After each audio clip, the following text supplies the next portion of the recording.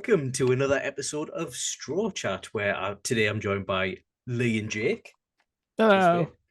And we've got one of the, well, up till now, my favourite arcs so far, Water 7. Ooh, that's fun.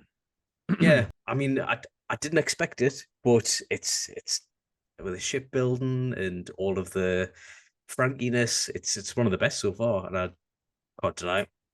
Each arc just gets better and better. Yeah, Mhm. I mean, blocking out the filler seahorse shite. It's like, yeah, it is getting better.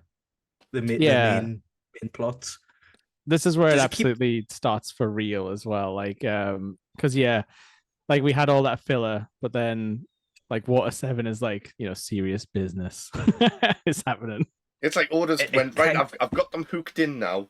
Let's hit them right where it hurts, and he just starts chucking all the feelings in everywhere, and it's my heart. Yes. Oh, And also, like, Yeah. Chris, you were saying, oh, I don't really get Robin or anything. And like mhm. they're basically explaining Robin completely at the moment. So you will Yeah. get her by the end of this. You still might not like her, but that's fine. Maybe it's the end of Endy's lobby. I Right. think that's our backstories in the next arc. Yeah. I mean, I can see her turn it around a little bit, but I still don't think she has a personality. She's no Frankie. I'm just saying that. Who is Frankie? Does she keep bottles of cola in her belly? In a nice little fridge? No? Oh, well. Speaking of which, frankly, how are you today? I'm fine. I don't have any cola in my belly today. Are you just fine?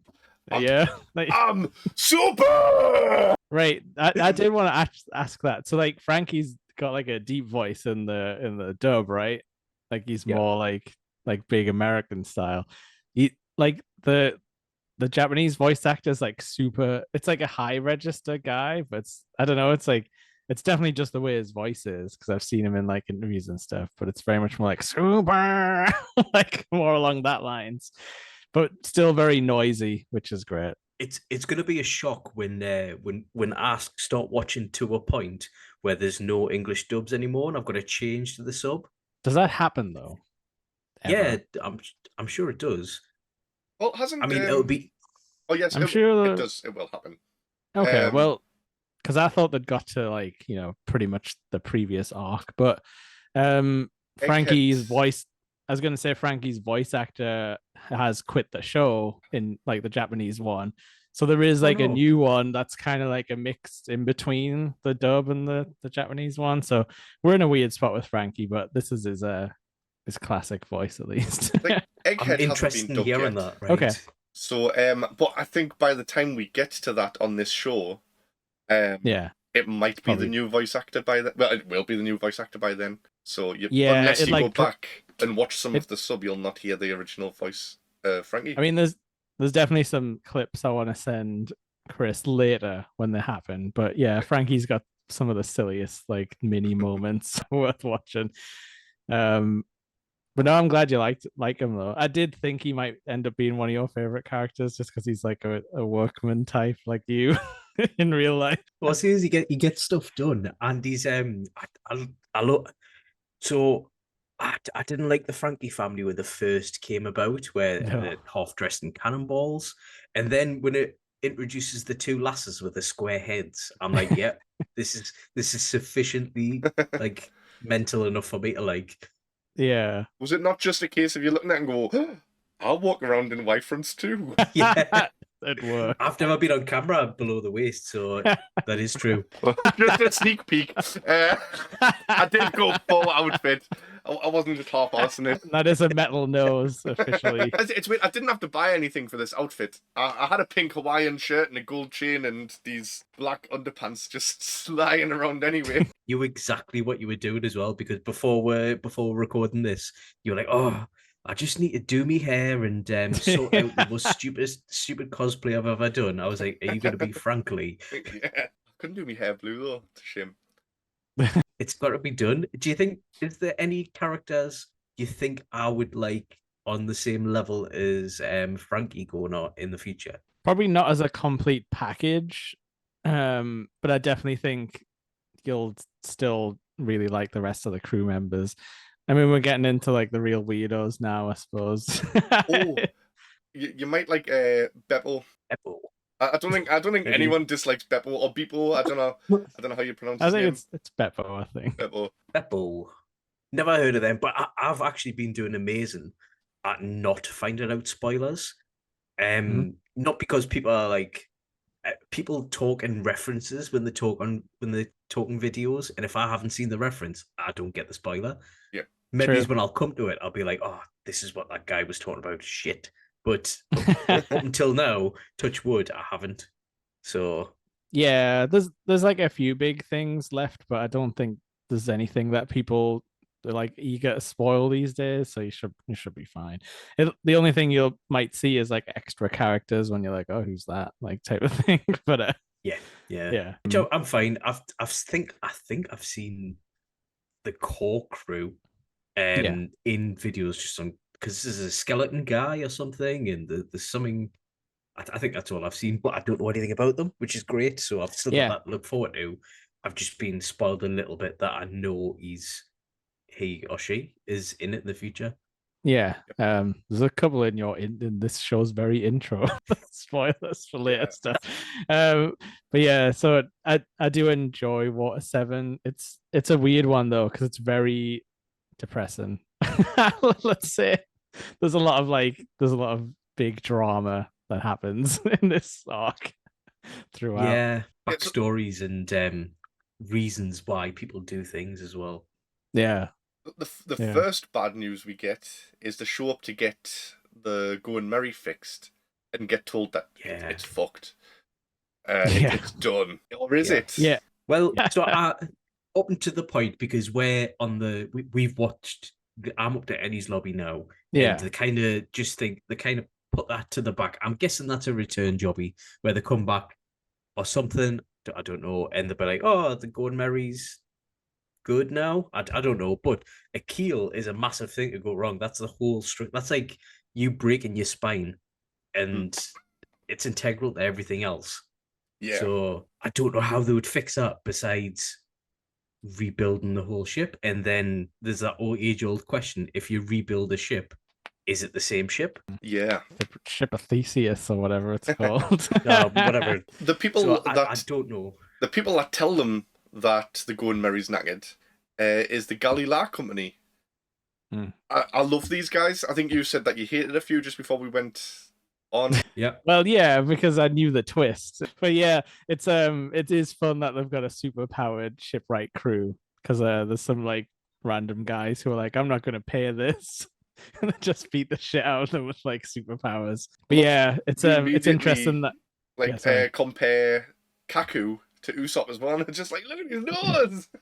Like, yeah, but square nose, like there's like a little moment. Was that Usopp? I really liked Kaku when I first saw him.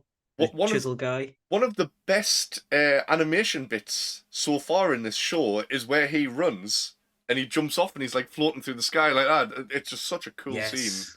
I love that. Yes. Yeah. But we learn he's a jerk. So I guess can we talk about Bird Wanker as well? Where's me? Yeah, Rob Lucci. Luffy clocks him straight away as well. Why are you getting that bird to talk for you?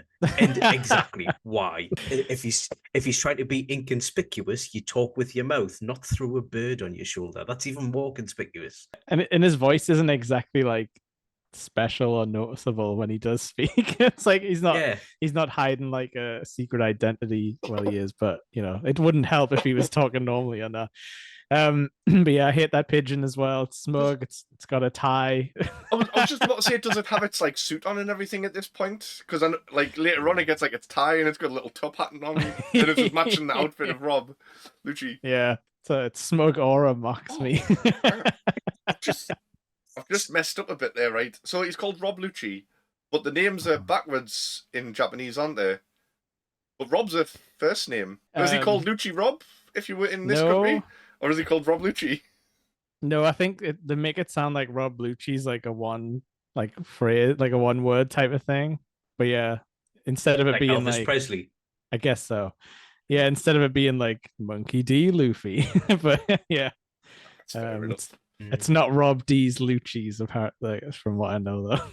So don't worry, Chris. I'm not bothered. I'll just say it how it says it on the show. I'm not bothered about weird cultural differences and all that sort of stuff. I called him Rob instead of Lucci, and it just felt weird. It is a little bit confusing that he sounds a lot like Luffy. Like the two characters with very similar names. But yeah, so yeah, they're the ones. So like Zoro's asleep on the ship, and that's an interesting thing where like Kaku like goes there, and like Zoro's like, eh. Yeah, he thinks he's Usopp. He doesn't. Yeah, he's like, is that Usopp? But it's like it's interesting knowing what you know later that he's like evil. That Zoro's kind of like a bit suspicious of him, but he still lets him wander around on the ship. And yeah, like you're saying, the Mary is dead, and everyone's real sad about it. Oh, dying. They go around the city, don't they? And they get those cool sea cow kind of things as well. Yes, it's like a little Loch Ness monster with like a boat on its back or something. Bulls, aren't they called? Bulls. Yeah. Sorry, not a cow. I'm genuinely asking because there's like 3 grades, isn't there? There's like a little one, and I think the big ones are called bulls. And I don't know if that's just a term for all of them or not. Yeah, and then the Frankie family's got the Godzilla-sized ones. Yeah, I'm just getting mixed up because we did the live action thing the other day, and I mentioned sea cows on there because of Moo Moo the sea cow showing up. Yeah. But they get those and they go and sell all the gold. Luffy's trying to buy like 1,000 hot dogs or something stupid like that, isn't he? It's always the giant bronze statue with it. But yeah, this is actually kind of what kicks everything off because we actually get to see them meet the banker to like do the gold, and then because they're being jerks and just holding suitcases out in the open that definitely look like suitcases full of money. The sneaky Frankie family steals Usopp's case. So not only is the Mary dead, but Usopp also fucked up big style. It's just a really bad couple of days for this guy. Yeah. That Frankie family though, what a bunch of arseholes. It's crazy though, because they do come around eventually. I love them now, but I've already seen the end of this arc. No, yeah. I'm just like, they're just like portrayed as like street thugs and shipbreakers, which obviously in this world is like, I don't know, chop shops, isn't it? Like the real world equivalent, where they'll just dismantle ships and nick them and steal pirates' livelihood. And but like the talk about Frankie as being like the head of the underworld or something, but it doesn't seem to have that much going on apart from his little clubhouse on the sea. But yeah, so the Usopp goes there because he's like, oh shit, I'm gonna have to get the money back myself because I'm a strong man of the sea, and he just gets the shit beat out of him really horribly. And they just leave him in a heap for his friends to fight, and he's probably like Yamcha pose, like with his arms all like. But yeah, that triggers the Straw Hats though going into the Frankie house, which is a really cool fight scene, where it's all of our favorite guys just being strong men. That was a proper cool guy moment though, wasn't it? Yeah, they totally blow the entire thing up, and then they're just like sat on the rubble like afterwards, like thinking about what to do next. And this is while Frankie's out of town spending the money, which we don't see what he's doing. I don't think they've revealed what he was buying or anything. I was going to say, did we find out what he bought? Or... Nah, he's just a weirdo. Just walks around in a strange mask. Actually, I think I might know something that he bought with it, but that's going to be the end of the post-Denny's lobby arc, I think. Yeah, I'm sure we'll get the answer of what he spent 1 million berries on or whatever. He's still 2 million possibly. Yeah. But what he buys, I think, does come in handy for the Straw Hats. Yeah, I'm sure. I think that's what it is, but I'm not 100% sure. We'll find out soon. Is it a bronze statue of Luffy? But yeah, so like this is where they have like the serious conversation of like, all right, we've decided we're gonna have to buy a new ship. Here's the ship catalog. And like Usopp's like, what? You what, man? And it's really weird. But I loved as well how they're having the argument in the room that has the little Going Merry head on the rudder thing that they used to control it. So it's like Mary's like in the room with them, listening to the friendships die. Oh, actually, we need to talk about the reveal of who on the Sky Island repaired the ship. I totally forgot about that. I can't remember how you say it, but I can't remember, but it's the spirit of the ship, isn't it? A Klauptermann or something like yeah. That takes us a little bit out of it. Klauptermann's here. Yeah. So I think I told you in the what do you call it, the G8 one, that we would get a satisfying answer. How do you feel about it being the spirit of the Going Merry or a fairy or something? I think it ties in with our being broken. It personifies the ship and makes us relate to it more, I guess. Yeah. So yeah, I think it's pretty satisfying. Good. It's better than what, I don't know, a pirate ghost or whatever. Yeah. But it reveals that it talked to him as well, which is a small retcon, because like it didn't talk when we saw it in Skypiea, but it sort of it says something to him and then he passes out. Whereas when we saw it before, he just passed out on his own from seeing a ghost. If you were the Going Merry, what would you say to the Straw Hats? Stop pissing at us. Yeah, he was pissing at the time, wasn't he? Don't forget to zip your fly. Okay, so this is where everything breaks down. Robin's lost because she sort of has a weird moment in town where some guy's like CP9, and then she's like, and sort of disappears down a weird alleyway, which they don't actually say what she does there, but maybe he does that kick the air thing and flies away. But yeah, Usopp is like, no, this sucks. Mary's like part of the crew. We can't leave her. And then like Luffy's like, I've already decided, but like in a way that makes sense. But then they do have that moment where he almost tells him to like, if it's not good enough for you, why don't you go, type of thing. And that's when Sanji like kicks him through the table. He's like, don't you finish that sentence? Yeah, it's really good though, because it's like, that's true in it. Like if you're having like an argument, like, you know, between friends and stuff, like, you know, there's someone could say something like that and it could just ruin the entire, like, you know, no going back. But yeah, they're gonna have a fight. What did you think of the fight, Chris? I wanted to watch this with you. Like, this was where I was saying, like, we need a watch along for this episode. I thought this would be where you fell in love with Usopp and actually started to respect him more. But you've sort of like respected him from like the G8 sort of like end of Skypiea sort of stuff, didn't you? Yeah, it was when I started looking at him not as a fighter, fighting part of the crew, and when I thought you don't have to be a fighter to be valuable on the StrawChats or less entertaining. And when I realized, oh yeah, he's cracking the jokes, he's coming up with other plans and stuff like that. That's when I started being like, oh yeah, actually Usopp's kind of quite class. But even during this fight, he uses his tactician's brain, and I think it shows so much growth when he's talking, when he's doing it for himself as well. He cannot run away from it because it's for it's the whole point. He needs to prove that he's useful to himself and, you know, not be the butt of the joke. Yeah, and like Luffy and Usopp don't really deal with their emotions well. Serious business. This is like the only way they can deal with it, because they're not really going to have a sit down chat, I don't think, Usopp and Luffy. Like, not them two alone. No. But yeah, it's awesome how he like does all the stuff with his like special ammo and like basically makes it so that he can just set the whole like ground on fire, which is like, yeah, you know, Luffy's as well. Is it caltrops? Yeah.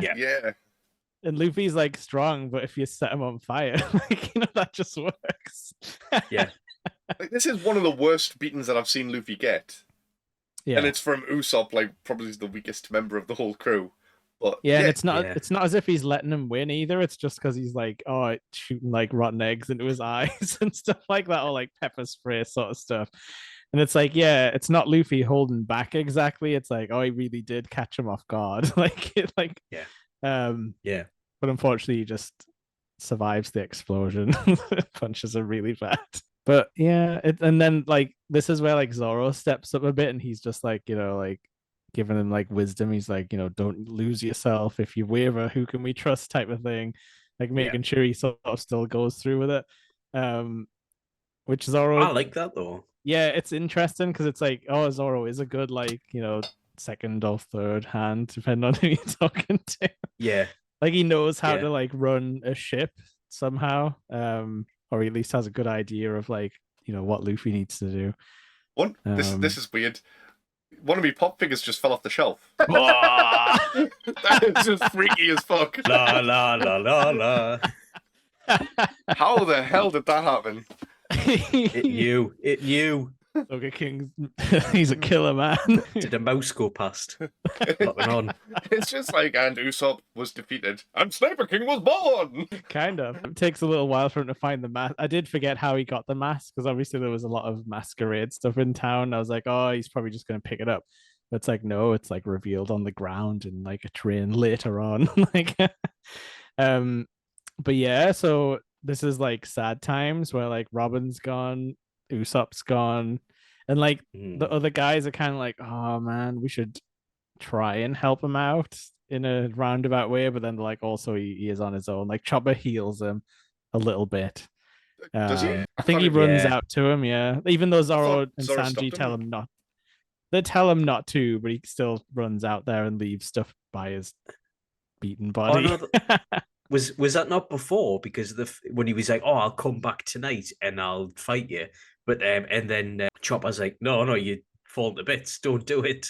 Oh, And he's possibly. wrapped in bandages. I know he like runs out and leaves like some medicine next to him, sort of thing, at some point. But yeah, he's a doctor. That's in the Hippocratic Oath that he took as a reindeer. On his paw. Yeah. So this is where we start to get into like assassination plots and stuff like that. With the mayor of the town, who's Iceberg. Who's like he's like a cool guy, but kind of a goofball. I thought he was evil. Yeah. Yeah. When I first saw him, I thought he was too overly friendly Mhm. and not caring enough to be a good guy. I thought he's one of them. It's later revealed he's a baddie. And I don't know. He still could be, but and I don't know if we see it, but he's got like a poster of Robin up in his office for some reason, and that's odd. Like, what, a poster of a child on his wall. It is a bit odd. Yeah, an expensive child, but yeah. So like, we kind of it doesn't show us whether or not Robin did it, but we're sort of led to believe Robin assassinated or like attempted to assassinate the mayor. That's what we get told. Yeah. We don't really see who sneaks into his room or whatever until much later. Yeah.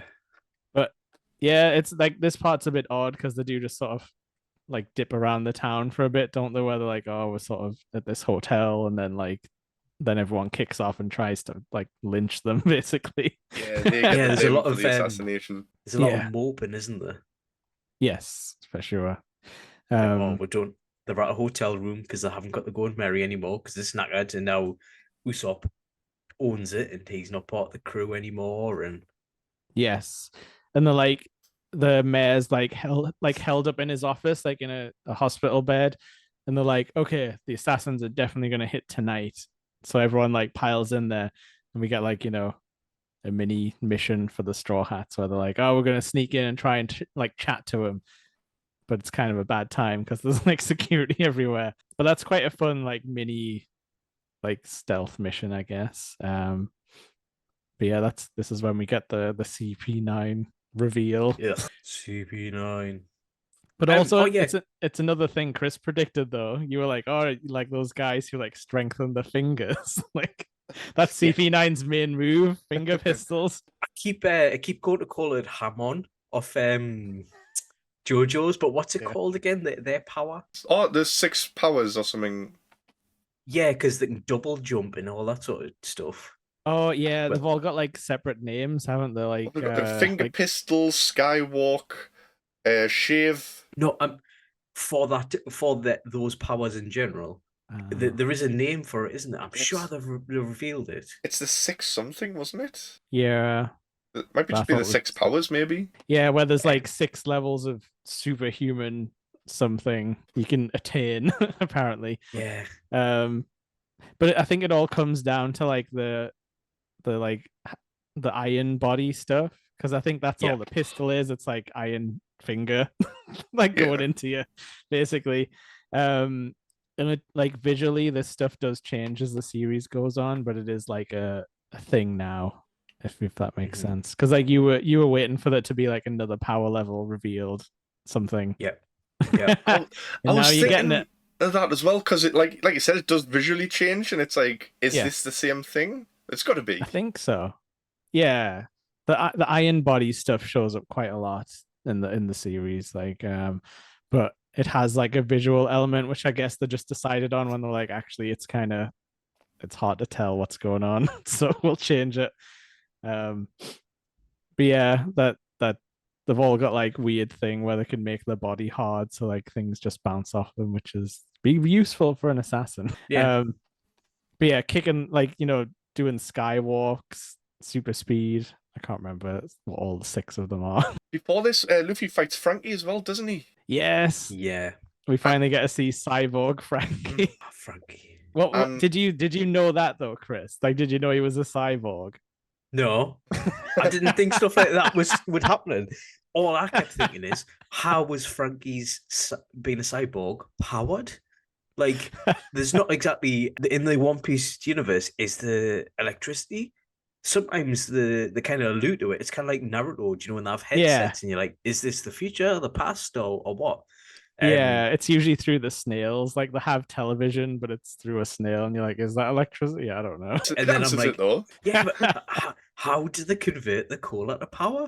Because I it's don't like know. I think he's like steam powered. I think it's the fizzy. Oh, that would make everything so sticky. But yeah, like so that was an actual surprise to you when he like shot his arm off and did like robot punch or weapons left or whatever. It's Yeah, yeah. Even later on, what was it? The centaur thing? I was just like, what? And he's just like, I'm only invincible from the front. It's like it's the wrong way. Reverse centaur. Yeah, but like it's funny because like when he fights him, he's like he lands in the water and then just starts swimming, and they're like, "Oh, what the hell? It's not a devil fruit user." Yeah, actually, there is a lot of people in this arc where I'm like, is that a devil fruit or some weird skill they just have? Like rope guy we were talking before. Yeah, Like, Paulie. Yeah. if you said, oh, that's a devil fruit, I'll believe it because where does he keep his rope? There's a Yeah. lot of it. In his sleeves. There's even more like later on. He does some crazy stuff. Yeah, there is like a couple of other Galley Law guys who aren't CP9 and they're quite fun. There's that guy who shouts all the time who's like a big wrestler. I love him. Who's just like and they're like, be quiet. And then that guy who's got bed hair that he can't get rid of, and he's like, but then it comes out of like weird spots and out of other people sometimes. The samurai guy. Yeah. Yeah. So yeah, they're quite fun. It's nice to have some people in town who aren't psychopath assassins. Yeah, exactly. But yes, so second assassination attempt. He does get shot again, doesn't he? I'm pretty sure in like out of his bed. Yes, he does. That shoot him. But this is where we get like a little bit more on Robin. So like, yeah, like and sort of that she's from or like has a past that is like too dangerous to talk about, and then talk about secret weapons and stuff like that. Yes, I'll wait till the end because I've got questions about stuff and you might answer them talking through, but if I get the end and you haven't answered, is this where we find out what Pluton actually is as well? I think so, because it's in the safe, isn't it? They're trying to get in his safe. It's the blueprint. Yeah. This is a flashback to Cutty Flam. Yeah, we're getting there, I think. Yeah, I think it might be this, possibly. So yeah, I think it is when she's talking to Weisberg, and is this when he starts telling her about? I think the literal flashback I think happens when Lucci goes to like the Frankie's like warehouse, like the old Tom warehouse. But we are starting to get to that point where it's like, oh, this like everyone's past is so mysterious. We need to know about it all. But yeah, I don't know what Lee knows about Pluton at this point because he's read some ahead in the manga, but I'm still very confused about the super weapons at this point. So not a lot. Just what you know from the anime. I don't think it gets mentioned much recently. Right. I'm guessing, right? Because Pluton is a big warship, isn't it? Yes. Yeah, that's what it sounds like. That Cutty Flam has the blueprints to in his head, and that's what CP9 were after. Yes. Yeah, So the thought the blueprints were literally in the mayor's sort of quarters, but he's like, "That's a fake, you dickheads." But for some reason, they wrote on the fakes Tom, Iceberg, and Cutty Flam. Why would you put the real names? little yeah. Oh yeah. So yeah, that is Frankie though. So I guess they were thinking, well, he faked his own death, but he was a very noticeable guy. Guy walking around in a Hawaiian shirt and speedos. Yeah, And blue hair. for his entire life. And he didn't even move. He stayed living in the same place. Yeah, because he tells him to go, and he's like, "No." It's like, all right, well, that's the end of that then. I guess we'll see if that comes up later on as a problem.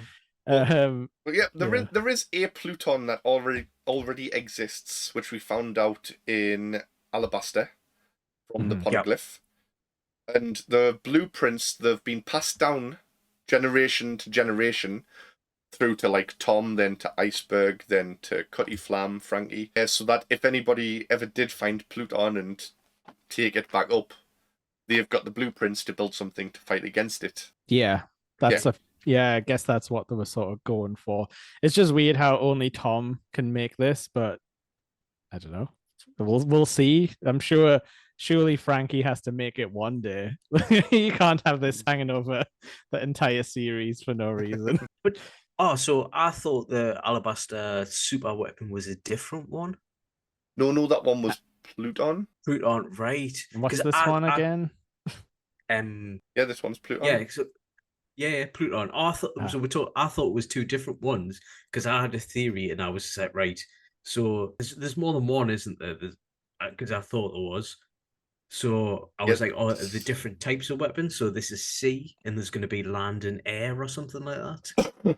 Oh, that's interesting. I haven't thought about it like that. That's sort of like elements. Yeah. I mean, I know they're named after, well, I guess planets or gods or whatever, but Pluton, it was a massive warship that has some sort of, I don't know, in my head, nuclear warhead or something on it.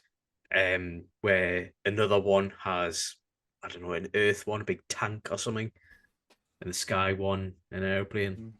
Yeah, and they're basically like, oh, this would have to be humanity's last line of defense if the powers that be decide to use like one of the other weapons against us, type of thing. Yeah. But yeah, there's some interesting stuff here. I obviously couldn't spoil anything like way far in the future, but there's some talk of like the world going under, and like how the how Water 7 has that yearly storm thing, which I'm blanking on the name of. Aqua Laguna? Yeah. And they're like, oh, this is the worst Aqua Laguna we've like ever had and stuff. So there's definitely like some hints there going around about like how the world has changed over time. Cause like they're like, oh, Water 7, like this is the top of the town and it used to have like some stuff underneath because when it like all the tide goes out. It's like, yeah, they're laying groundwork for stuff way in the future, Chris. So I've got a theory about that as well. Aqua Laguna is getting worse every year because Frankie is still alive, and the amount of hairspray he's been using, he's been destroying the ozone there, causing some global change. No comment. No comment. I don't want to spoil it for you, Chris. It's going to be an anti-global warming message at the end of it, and the power scales will be mad. So I think this is also where we sort of like get some CP9 action, and they like nail Luffy to the floor because he like comes straight through the wall basically. He just like rockets himself, like tries to like smash straight through the window. You start. Oh, it's the Tempest kick. That's the one we didn't talk about. Yes. Where they can like do like an air slash thing. But yeah, like I think Kaku just nails Luffy and Paulie to the floor. Stay here a bit. It's some hoops or something, isn't it? Yeah. They're just like stuck there for a while. Until Luffy pulls his like stretchy neck out. Yeah. Oh yeah, made of rubber. Ooh. That part is cooler because like Paulie's like, you're strong, aren't you? Like you're gonna get them, aren't you? And he's just like, of course. Like there's just no doubt in Luffy. He's definitely gonna beat them up. Paper arts. I knew there was one more. Paper art. That's the dodge skill. Oh yeah, that one's stupid. I don't think that comes back much in the future. Sanji already knows that, doesn't he? With these, Yeah, or Luffy with his like brain, gum, like no brain or whatever. So this is where we get the reveal of Rob Lucci's devil fruit power, though, because he's just being an all-round bastard, and he's like, I'm just gonna do this for no reason, just to show you guys something. Do you know what it is? What does he do again? I can't remember. He turns into a big cat man. he's a leopard or something, isn't he? Yeah. Yeah. What a disappointing devil fruit man. Do you think? I mean, you haven't seen Yeah. him do anything yet, apart from stab through Luffy with his cat claws. I've got that animal fruit. Well, so's Chopper, but the other way around. Well, this is these are Zoan devil fruits. I think we've seen one before with Pell. Was that that cheetah man? Pell is the eagle guy from Alabasta. One that dies like 5 times. The ox guy from Chopper's Island. Oh yes, there's him as well. So we have seen a few Zoan fruits, but no, Pell's the guy with the bandana on. That turns into Pierre. The bird. You forgot about Pierre. The bird that could turn into a horse. Oh, yes. And Chopper's got the human version of that, where he's the animal with a Zoan human fruit. Yeah. But yeah, so like, I don't know. Yeah, he does look goofy, but also like it probably depends how cool you think large cats are. Take them or leave them. But it does bring in the different like sort of categories, because he's the cat fruit model leopard, which makes you think there can be other ones where it's like model lion, I guess, or like model whatever. Model makes us think of manufactured. Oh, okay. I think it's just like this is the leopard model. It's like a car. Like here's the Ford Leopard. I know, but like Luffy's fruit isn't. Well, I don't know what that's called actually. I'm trying to think of other. It's never the name of the fruit and then something model, is it? It might be more to do with the transformation ones. You know, like the Animorph ones, as you've dubbed them. Yeah. I don't know. Yeah, I can't. We'll have to keep an eye out for it. Yeah, probably. Because like characters love reading off their own stats in One Piece and being like, "This is what I can do." Especially the big mouth one. Yeah. But yeah, this basically rocks Water 7. Everyone's like, "Oh, we were your friends for 5 years, but you're actually evil." And he's like, "Yep." It's heartbreaking for Paulie, man. Like I proper felt for him there. He turns out to be like really like sympathetic and like a cool guy. Where you're like, oh, like to be honest, if you weren't sure who was joining the Straw Hats, it might have looked like it was going to be Paulie. Yeah, but because like he's a shipwright and he's got weird ropes. Actually, do you know before they go to Water 7? Sorry, bring it back. But do you know when they're talking about finding a shipwright? Luffy does paint a massive 8-9 foot tall bloke who is absolutely massive. Oh yeah, yeah. When he's like thinking about the bit of paper, his perfect shipwright.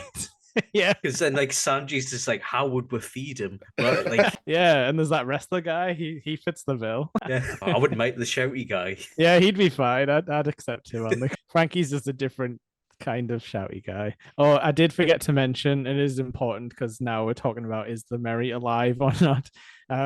When they have the big fight, the Merry's crying. Like it's raining, but it's like the Merry sheds a tear out of the. Oh, I didn't notice that. I mean, it could be interpreted as like, oh, it's just how the rain felt, or is the head crying for reals?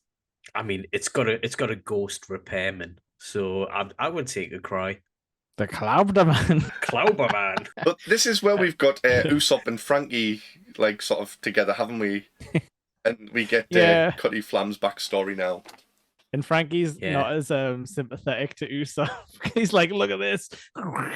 Like the side just comes right up. I mean, he does get sympathetic after he hears Usopp's story and he's like proper crying. He's like, I need to write a song about this. No. Yeah, but he like throws him in the water and he's like, you look at the keel, like just get and he's like, yeah. Usopp finally sees it's sort of broken, but he's still trying to fix it. But I love that about Frankie, how he just cries and he's like, "You guys are so cool." He's the best character, man. Yeah, so we get the flashback. We get to meet Tom, who's also amazing in his own. Happy Tom, the Orphan King. He's just got that laugh for everything. Yeah. I don't know if we mentioned her, but the old train lady who does the water train. Oh, Kokoro. Yeah. Yeah, she's I've in got the a question flashback about too. her. Aye, what is it? What is she? Is she was she Tom's wife? Is she Pod Frog? Is the little kid that's with her her and Tom's daughter? And what is that cat thing? Oh, the rabbit cat thing. That's just like it. Yeah. Some of your questions will be answered in a We few did episodes. forget to talk. We did forget to talk about Yokozuna, who's a pretty important part of this arc. Oh, frog. frog. Yeah, the sumo frog who tries to stop the train every day. All because Have you he mentioned saw... the train? I know. We're Prophet bad. Tom, or... Yeah, which is probably sad for everyone who knew Tom and didn't hate him. But yeah, so he was like the master like inventor who built the sea train, which is the only technology like that exists. That might be where Frankie learned his steam idea for his cola steam carbonation. Coal. Right. So cola. Yeah. Oh, yeah. That's got to be it. That can't be a coincidence. Yeah. Oh, what do we run cyborgs on? Oh, cola. I'll put him in the fridge in his belly. He wasn't just having a drink at the time. Like, I need an idea for this new character. How about the most American thing I can think of? Coca-Cola. Because yeah, Frankie is supposed to be like American vibes, like Ace Ventura, American, right? Annoying vibes. But yeah, so Tom raised Frankie, or Cutty Flam, as he said, used to be called, and an Iceberg, who were, I guess, both orphans. Must be. It doesn't mention Iceberg's parents either. He just kind of lives with Tom, doesn't he? Yeah, and I'm sure. Yeah. I was gonna say, I'm sure you enjoyed it when he was like, "Oh, you've been abandoned." Oh well, might as well just laugh. It is a good outlook to have on life, I think. It's a little bit weird that like people will be around. Oh, are these your children? No, these two small boys live with me. He's such like a giant man ball as well. He's just like got tiny legs and just like a massive body and a medium-sized head, I guess, like a snowman. But yeah, so we didn't mention Tom's is a fish man who kind of just looks like a big puffer fish, I guess. That's probably the vibe they're going for. Yeah. I thought he was like a frog or something, or like a weirdly proportioned one. I don't know. I think they're all sea creatures based, because we had an octopus and a saw-billed shark or whatever for all on. But yeah, so he's like master inventor. The government's like, getting him to help build ships and that, but the government wants his secret plans, as we've alluded to, even back at this point. And they decide to not frame him, but like put him on trial for something that wasn't really illegal. Because he built Gold Roger's ship, the Allroad Jackson. Yeah, which is a really cool name for a ship. I don't know if it means anything, but it's cool. But yeah, that's probably the first time we've heard, because obviously we've seen the ship Doctor, I think, from Gold Roger's crew, the one who hangs out with Laboon. Yes. Oh, and Crocus? I thought there was. Yeah. There was someone in a bar as well, or did he just know him? Do you know when they first went to Loketown? Did he just know of him? Yeah, that was just the bartender who met Gold Roger in the bar. Right. Okay. But yeah, this is like one of the only second times we're hearing about someone who was like directly connected to Gold Roger. But yeah, it must have been a pretty good ship. I don't know if we really see much of his ship, sort of much. Yeah. You don't get any details if it's got any like special Tom magic or anything. Who was the? Oh yes, sorry. I was thinking who's the second one, but it's Tom. Oh yeah, sorry. Well, actually, it's the fourth person with a connection to Gold Roger, but I'm not going to talk about that, Chris. Sorry. Wait there. I'm thinking now. Didn't on Alabaster the people, the locals there, they knew him because he's scribbled his name on the poneglyph. Oh, in Skypiea. I suppose. Yeah, I guess Ganfall sounded like you'd met him. Yeah. Yeah. I was thinking of bigger connections, but you'll find out soon. Just little teasers for you, Chris. Just getting you hooked in there. Right. And so in a saga where we've already got some like shithead bad guys, Spandam shows up, who's even worse Ugh. than all of the other ones put together. Phantom of the Opera guy. Like a little twerp guy who's too big for his boots. But yeah, so Tom gets 10 years probation to build the sea train because he's like, this will be really good, and I'll build you a train to Enos Lobby if you want. And they're like, okay, we'll give you a go. And yeah, so he gets his 10 years and he does it, but then he still gets put on trial, and that's when it all goes to shit, basically. Yeah, he builds the train, but then what happens after that? So he goes So, back like, on track. Oh, the Spandam shows up, doesn't he? Yeah. Yeah. And blows up the judicial boat. Or Yeah, so that's something we see only here. I think they've got like a floating like judicial ship with like a courthouse on it. But yeah, so like Frankie's been having this thing like back and forth where he's like, I'm trying to build like a really big weapon that could defeat a sea king or whatever. And like he's building these like weird ships where it's like, oh, the Frankie like 7 and Frankie 8 and stuff like that. And Spandam steals them. And this is the first time where Frankie's like, oh, the stuff I built caused a problem. And this is where you sort of get a back and forth about like, oh, like, is the person who builds the weapon to fault or the person who fires the weapon? Guns don't kill Like- people, rappers do. And Tom's like, don't you ever say that. Don't you ever say that it's your fault because you built a thing.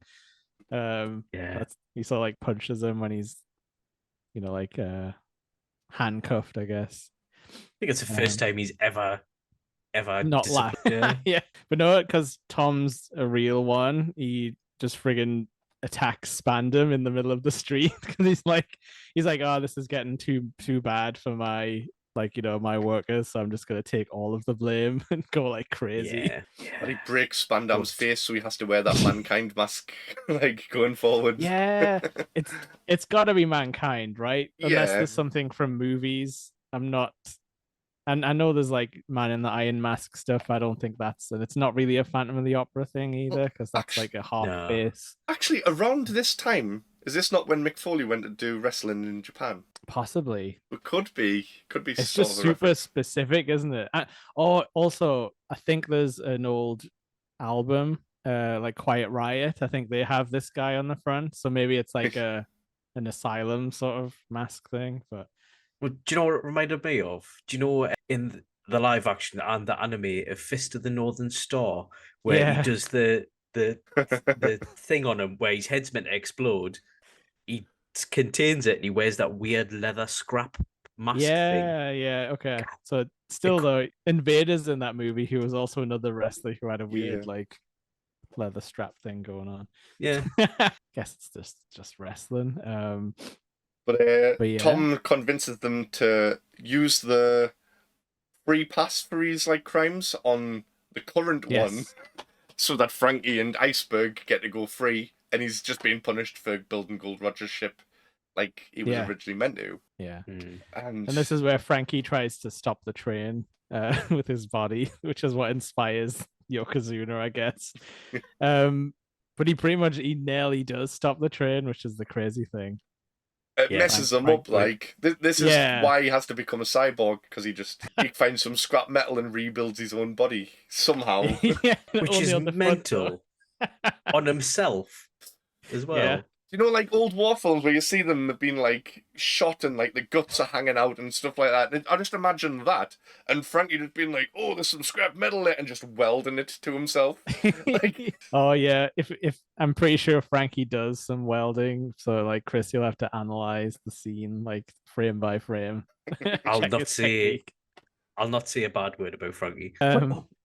So yeah, this is where it gets a bit weird because everything kicks off in the town, and now we're like, oh, Robin's jumped out the window and like she's getting put on the sea train. It's like, oh, she's getting taken because like they do reveal that she's sort of traded herself in to keep the Straw Hats alive because they're gonna call a buster call on them, which Yeah. we'll get more information on later. Where it's like, oh, they'll never leave this island unless, Robin turns herself in, basically. Chris, do you know what a buster call is yet? I'm guessing it's a sea barrage. Yeah. Good call. Imagine them doing that in Water 7. That's a very highly populated area. Yeah. Government, innit? Yeah. That damn spandom. So yeah, basically we're basically rushing to like, oh, we've got to save Robin or get on the train or something. And this is where Luffy and Zoro mysteriously disappear. All while Aqua Lagoon is on the way as well, so they've got to rush to find them. He's like trapped between a building for the second time. Just yeah. And You Zoro's think he's gone off? Yeah, sorry. Zoro's upside down in a chimney somehow. Oh, do you know what one of my favorite parts of this is Chopper giving Zoro some stick about the chimney. He's like, maybe he got stuck in a chimney. I've heard that's quite easy to do. And doesn't he like just go like, just pass me my sword? He just like somehow chops himself out of the chimney. Yeah. I did reveal after we recorded last week how he gets stuck in there. From the SBS, someone asked Oda, how did Zoro fall headfirst down a chimney? It seems like a weird thing to do. Which is, he would have climbed up to higher ground because he would have been lost because it's Zoro. And went, oh, I nearly fell down that hole. That's very deep. I wonder what's down there. Stuck his head in and fell. So that's how he gets headfirst in the chimney. See, I would never question that because he does have a very bad sense of direction.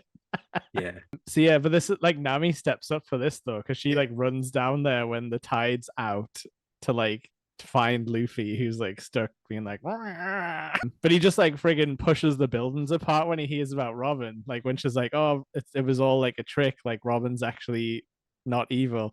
He's like, oh, that's cool. Like just destroys the buildings. We're definitely getting to like near Dragon Ball Z levels of like superpowers at this point. And the tidal wave does come, and they get onto the steps, but the tidal wave is a bit too high, and it just engulfs them. But luckily, Paulie shows up, and I fucking love Paulie, man. And he fires all of his ropes, and you're like, oh no, they're dead. But then you look, and they're just clinging on, and you get pulling in. I think do the Frankie family help, or I think so, because they're out in the streets looking for Luffy. Because like Frankie's kind of like, oh, I want to talk to them about this Usopp thing and stuff.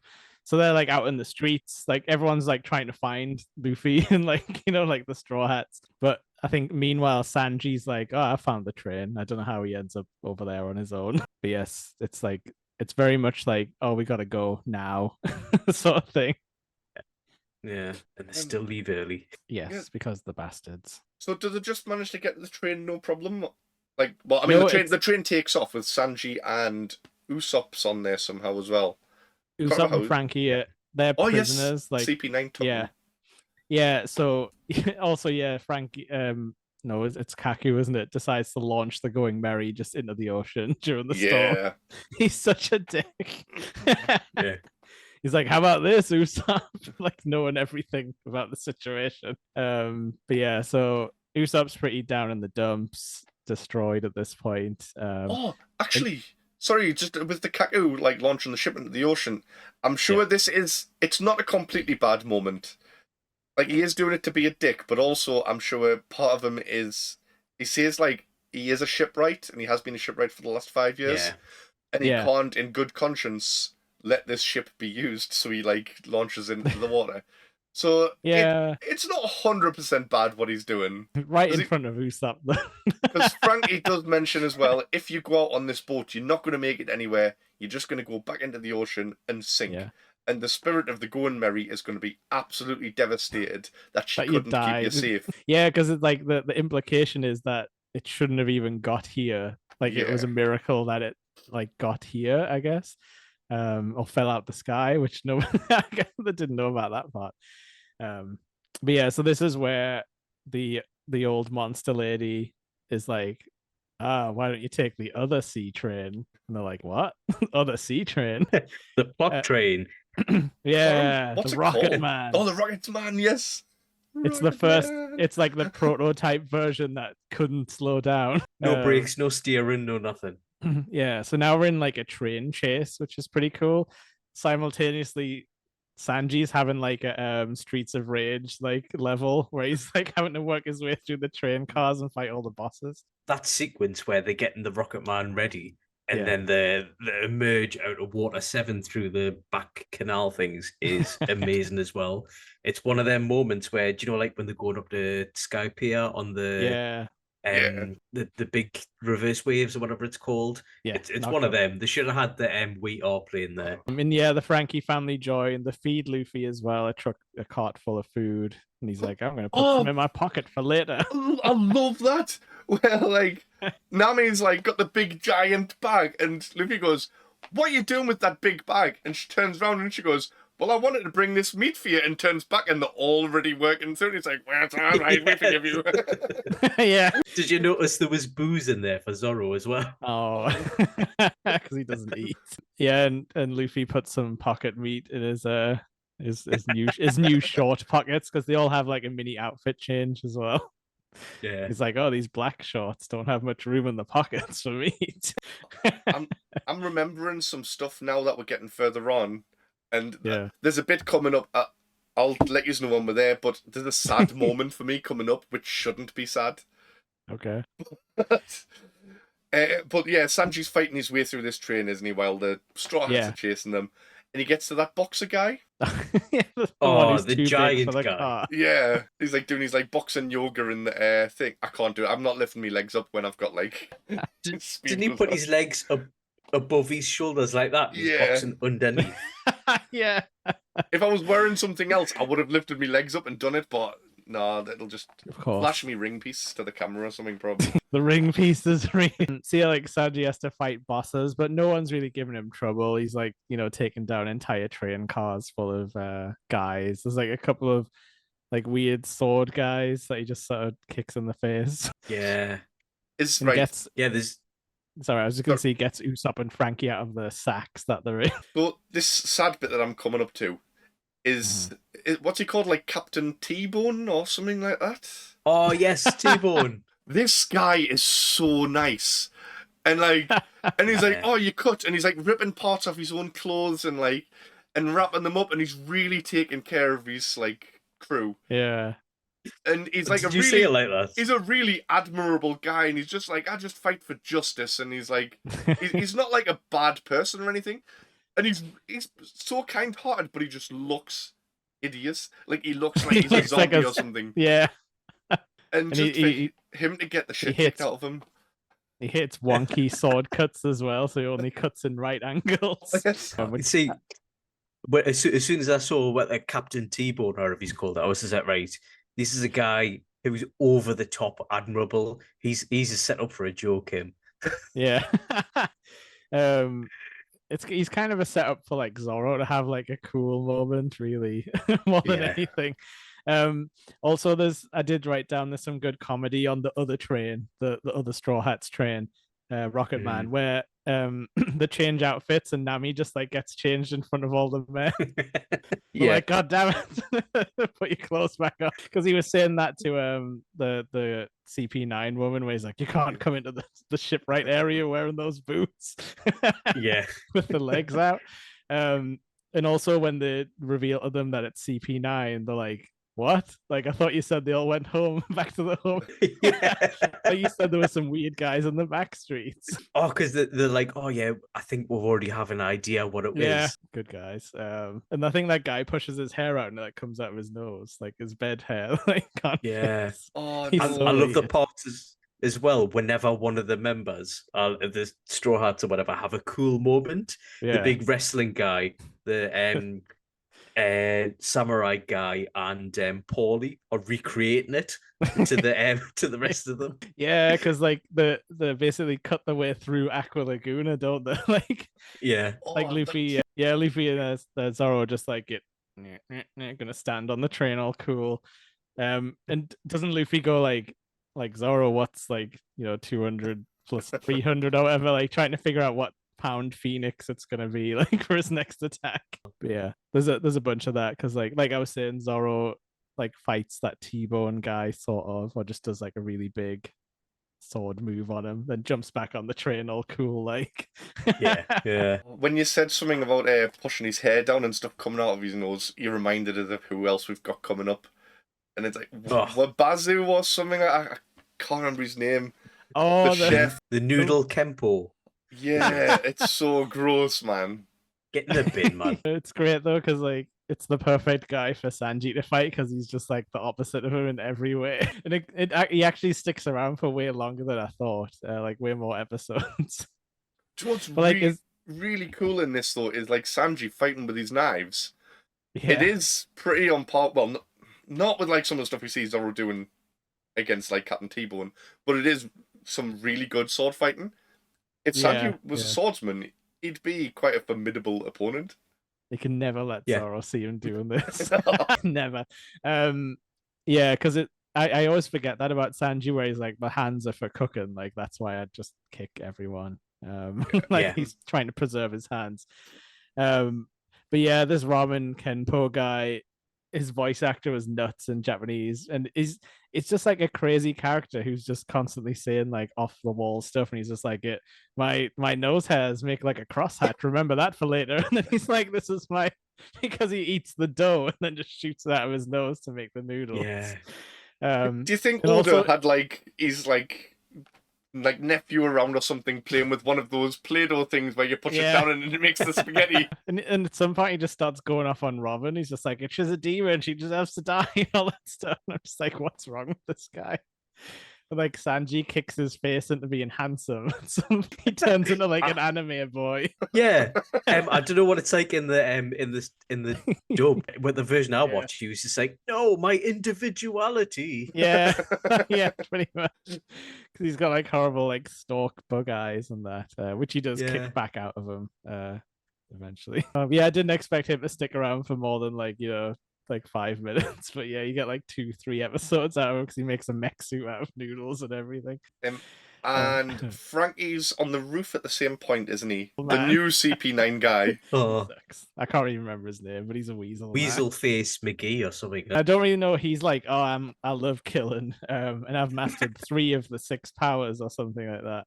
But Frankie's not that interested, and like Chris was saying, he uses his centaur form and his invincible form, because we learn he's only a cyborg from the front where he can reach, which makes sense. Yeah, because apparently he operated on himself, and you can't operate on your own back, can you?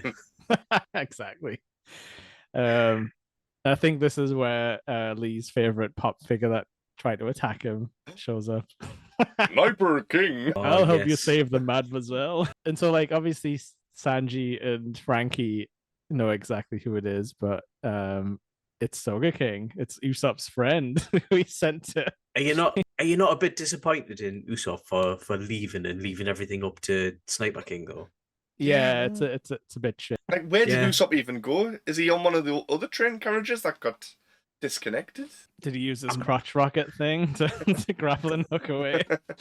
Oh, Or he's octopus slippers onto the side? Oh no, he gave that to Soga King. Oh, it's because he's like snug up the side of the train, and he's with Robin now, isn't he? Well, yeah, we get the song and everything though, like this proper intro, with all the camera angles, which we've both watched in both languages, and they both hold up. Oh yeah, they did a perfect job on that one. But yeah, so it's interesting. So like they're kind of over it. Like Sanji's like, oh, do whatever you want. Like at this point, I don't even know how to deal with you. And Frankie's just like, what's going on? You guys are weird. I think this is where they call each other on the phone, and Nami sort of explains the situation a bit. And yeah, that's when Soga King goes to try and break her out, and she's like, no, I'm staying here. It's like, God damn it, Robin. Yeah, Robin doesn't paint herself in a nice light through most of this arc. Yeah. She comes across, she doesn't. Comes across as a proper dick. Yeah, she does. She's going to have some sort of massive redemption arc on this one. She does. For us. But yeah. I'm just trying to think. So like, he hides in a like jacket for a bit as well. Like there's like a mini stealth moment where he's like, I don't know why he's doing loads of like arm movement. I think I just booked. Yeah. And basically this is where the sort of she's in the front car and CP9 are behind them, and obviously Sanji and Frankie close in on CP9 as well. Like Frankie like ground and pounds that guy like through the roof, and they all sort of like spill into the car. And that's when Rob Lucci's like, I hate you, weasel man. Like just kills him for no reason.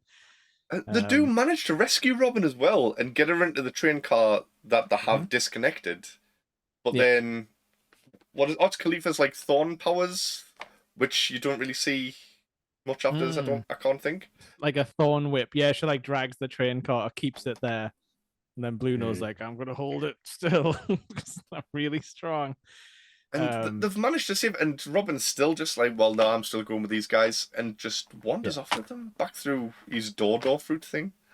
Just lets Sanji get the shit beat out of him. Sanji does kick through Blue Nose iron body though, like, and he's nearly, like, oh. Yeah, which I'm sure like Lee was telling us that Sanji can kick through 21 baseball bats. Well, that was when he was first introduced. He could kick through 21 baseball bats according to Oda. I'm sure it's a lot higher now. So yeah, Blue Nose maybe 100 baseball bats. Strong. And yeah, there's a little bit of to stop the other train because Yokozuna comes to try and stop the Rocket Man. So he sort of like, he does knock it off the track, so they get delayed a little bit, but then Luffy talks to the frog and realizes that he's a warrior, and he's like, all right, you can stay. Oh yeah, because they have a little fight, don't they? A mini one, yeah. Luffy doesn't do too well against him though. No, sumo must be his weakness. I did write down that Usopp gets his shit rocked by Blue Nose. I think he does get finger pistoled again, which like surely he's got too many internal injuries at this point. And then, that's pretty much it, isn't it? Well, Frankie gets caught as well. So now our big pressing concern is Frankie and Robin are going to Enos Lobby, which is, as far as we know, you never come back out of that place. But her and Frankie do have a little chat about like stuff, because he's like, oh, your history must be like real bad if you're not going to let these guys save you and stuff. And she tells him like a little bit, and Frankie says one of the cool lines where he's like your existence isn't a sin, and it's like, yeah, you're right, Frankie. Yeah. But yeah, I think that's pretty much the Blue Nose, or a bull guy, tells the Straw Hat about them using the Buster against the threat of a Buster against Robin, because she experienced it as a kid in O'Hara, where she grew up, where she was the sole survival. It's like, oh, do you remember that thing when you were 8 years old that absolutely like tormented you, gave you PTSD for life? All of your friends and family died there. Well, we'll do it again if you don't come with us. Yeah, and he literally does say like, oh, we knew she would, like, she wouldn't be able to ignore that. Like when we said that, it's like, and yeah, like I think like before it sort of runs into the Enos Lobby arc, we do sort of see them get like unloaded off the train, and Frankie just starts fighting because he's like chained up. So good. There's not much of a there's not a very good transition between Water 7 and Enos Lobby. Like it just happens. I don't even think I don't think the theme tune changes between them either or something. It does it takes a little while, but it does change. But yeah, there's no like massive transition unless you just count like when the train stops, I guess. Yeah. Yeah. But I think we do get to like, we could talk a little bit about what it looks like. Because it's like, it's really weird. I wrote down it looks like an Elden Ring level. It's like impossible geometry. Yeah. It's like a cluster of 3 islands in a line that are floating in a waterfall or nothing. Yeah, they're sort of like held like just on a really thin bit, like, and they're like, but okay, some 2 giant doors at the back. The gates of justice, which lead to Impel Down the prison, or is Marineford the marine base that they're on about? I don't know. They talk about like, even if you get through the gates, you can't pass that bit of sea because it's another calm belt full of sea kings or whatever. So it's like, you need something special to even get past the gate. That's why they were saying no one ever comes out once you go through it, because it's like your ships don't even work, I guess. Yeah. What I want to know is, do you know that absolutely massive door, that gate, the gates of justice or whatever? What's around it? What's stopping you going around it? Is there a big wall that just goes across the whole of the sea? I think just the big drop, I think. I don't know. I can't remember now. Yeah, because I was thinking, if the Rocket Man's like could circle it, will it not go past the gates of justice. That's true. The Rocket Because Man could go through a calm belt because it doesn't need the sea, Yeah. the wind to power it. Yeah. No, there's nothing. I'm looking at a picture of it now. It is just sea all around it.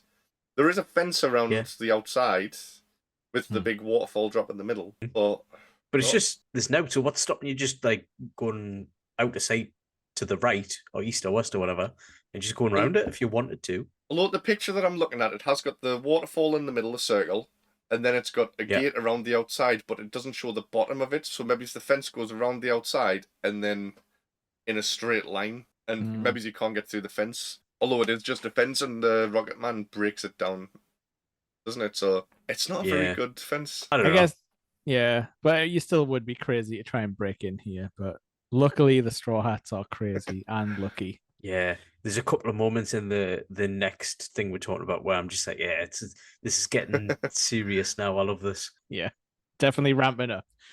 Yeah. You had some questions that you said you wanted to ask. Have you asked them all, or?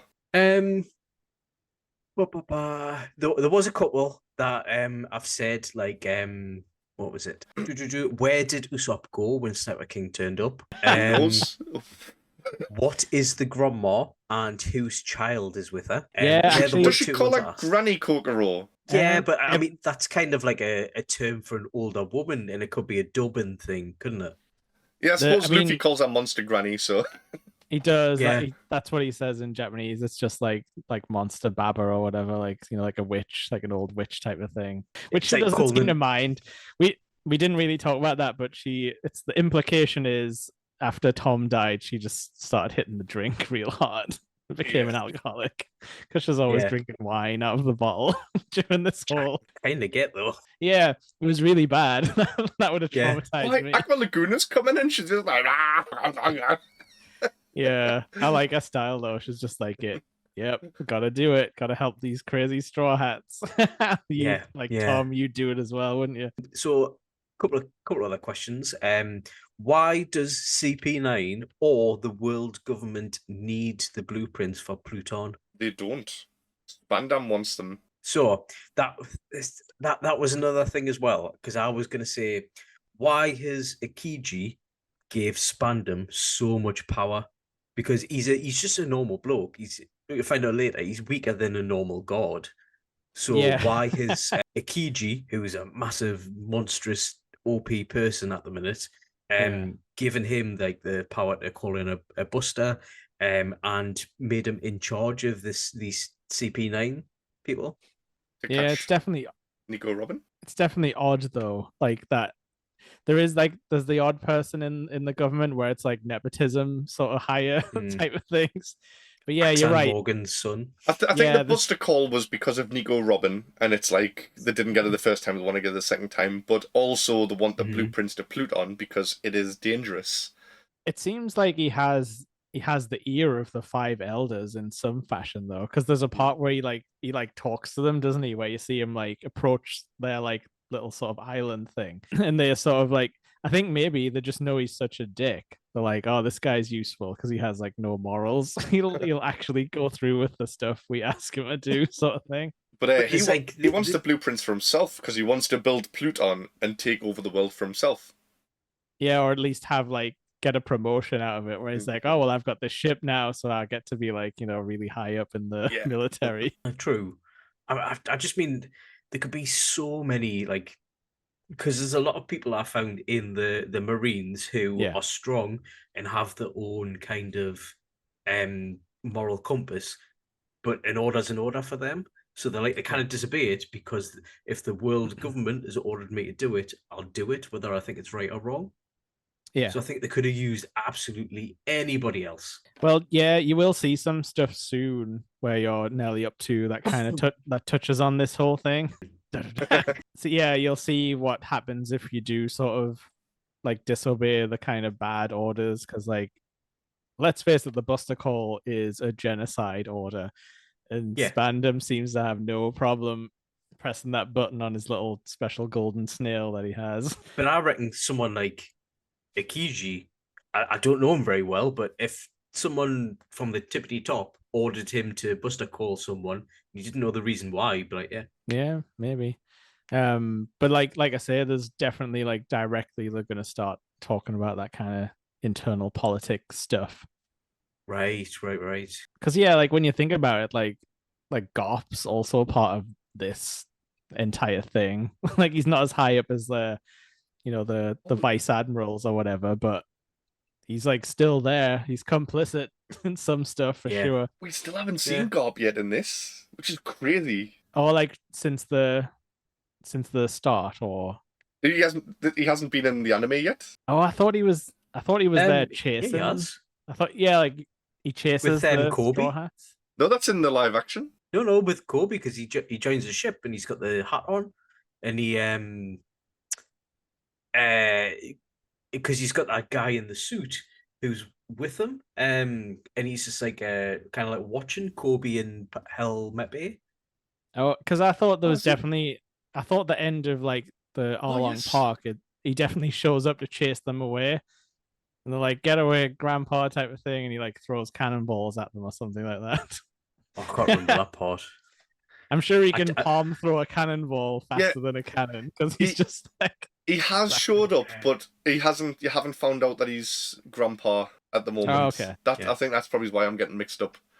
Oh, see, yeah. This is what I get for joining the cruise a bit later and then not watching the first few arcs again. It's fine. We're also doing the live action One Piece as well, ready for season 2. Yeah, and they introduce Garp, isn't it? Yeah. Quite like instantly. Episode 1. yeah, and he's cool. Everyone loves him. But like I say, he's maybe complicit in a few genocides. Who can say? Just following orders, apparently. Sure, a lot of people were. Yeah. Any more Water 7 based questions? So I did. What's a crack? What O'Hara? Why was it busted? You'll find out. Really I'll find soon. out. Yep. Right. Next I'm guessing that's Robin's backstory.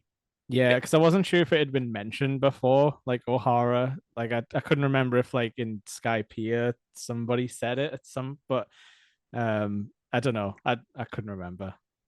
Not that I can remember. Yeah, it wouldn't have registered, but yeah. And I think that's the only questions I've got at the minute. All right, great. Well, I'm sure we're gonna have lots more for the next one though. There will be.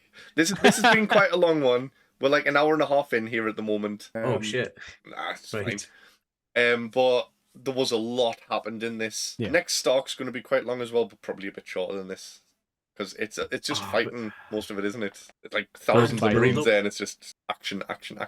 It's like some sort of Helm's. It's like Helm's Deep in the lead up to it, isn't it? And yeah, a few recap episodes which we're gonna skip because yeah. Oh yeah. But should we just do recap episodes of StrawChat? Remember that time when Chris said this? And then just do like the dreamy, like the horrible seahorse memory music. Oh yeah, like we'll just pretend it stole our memories and we start again. every time we get up to the seahorse part. That's meta comedy for YouTube. But no, that was fun. I liked this set of episodes, and I'm liking the next set even more. Me too. As I was saying just before this, I kind of believe I've had to stop watching Annie's Lobby to record this. Soz. Okay, you can get back to it. Every time I've messaged you today, you've took like an hour to reply, which is just really weird for you. And at one point, you were like, "Oh, I'm watching One Piece. Like I can't He's stop." standing on the sofa, going like, "Come go."